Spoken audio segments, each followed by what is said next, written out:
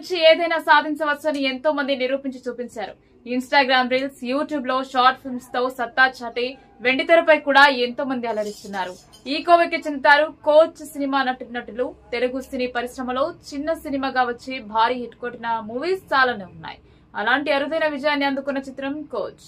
అతి తక్కువ బడ్జెట్ లో తెరకెక్కిన ఈ సినిమా బాక్స్ ఆఫీస్ వద్ద మాత్రమే కాకుండా విమర్శకుల ప్రశంసలు కూడా సొంతం చేసుకుంది.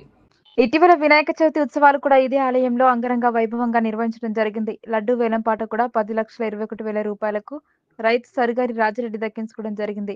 ఒకప్పుడు చిన్నగా ఉన్న హనుమాన్ ఆలయాన్ని పునరుద్ధరించి దాతల సహకారంతో అద్భుతంగా నిర్మించడం జరిగింది. అయితే దాతలు ముందుకు వచ్చిన పక్షంలో ఆలయంలో ఉన్న శివుడి ఆలయాన్ని పెద్దదిగా చేయాలని ప్రతిపాదన ఉందని సభ్యులు తెలియజేశారు. దీనికి సంబంధించి ప్రయత్నాలు చేస్తున్నామని కూడా సరిగారి కృష్ణారెడ్డి వివరించారు.